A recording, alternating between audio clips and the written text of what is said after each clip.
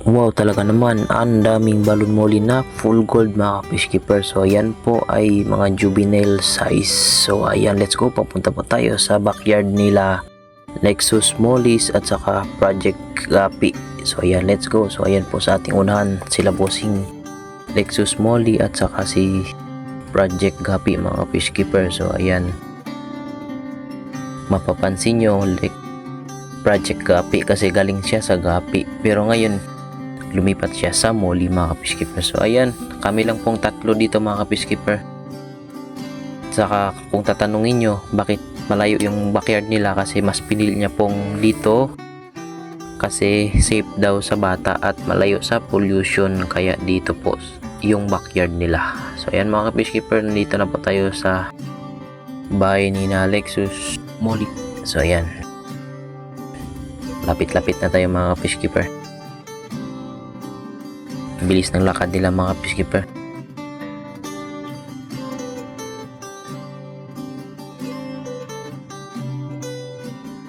So ayan mga ka-fishkeeper, pagdating dito andyan po may bantay si Doggy.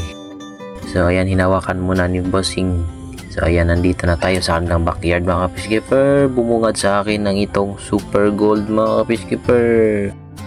Ayan, ang tingkad ng kulay mga ka-fishkeeper. May difference talaga mga ka-fishkeeper. So yan, ang ganda, super gold po yan mga ka-fishkeeper. Ito na naman yung juvenile size mga ka-fishkeeper. Nandito yung mga albino, dito yung EBBM nya, ito yung mga albino na zebra, pure gold. So may gapi pa din dito mga ka-fishkeeper, blue koi. Ayan po yung kanyang mga fry ng third batch na balon molly. So ang dami niyang full gold. At saka yun mga ka-fishkeeper, ano yan, best friend do yan ng mga isda niya mga ka-fishkeeper. At saka ito nga pala yung mga fry niya mga ka-fishkeeper, yung fifth batch. Ang dami mga ka-fishkeeper, ayan, full gold po yan. At saka ito, ang bilis lang lumaki mga ka-fishkeeper kasi ang binibigay po ni Project Gapi sa kanya mga molly is iki saka na feeds. So ayan po si bossing na. Bossing yan, bossing.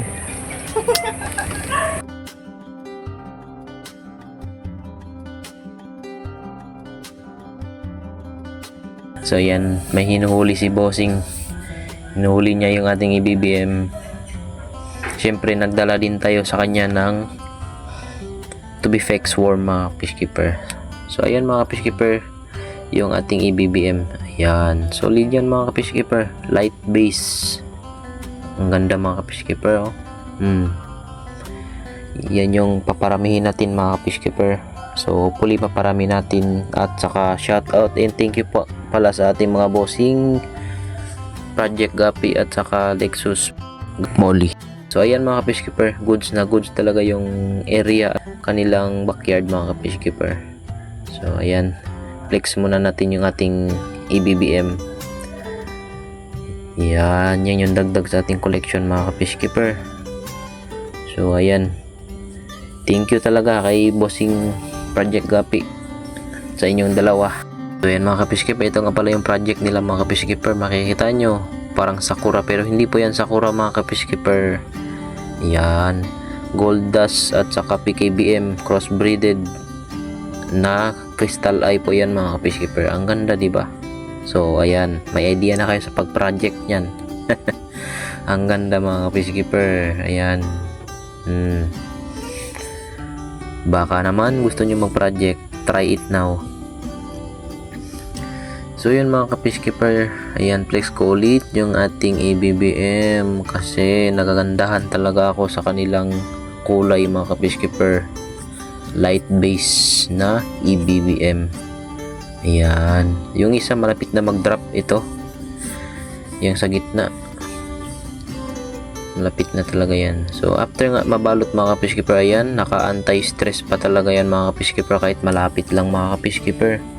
Yan po si Project Gapi mga ka-fishkeeper. Yung isa si Nexus Molly. Nagkuha ng picture mga ka-fishkeeper. Syempre i-flex din nila mga ka-fishkeeper na legit yung kanilang mga isda mga ka-fishkeeper. So ayan, hanggang dito na mga ka-fishkeeper. Huwag mo kalimutan mag-like, share, mag-comment ka. Maraming salamat po. Paalam.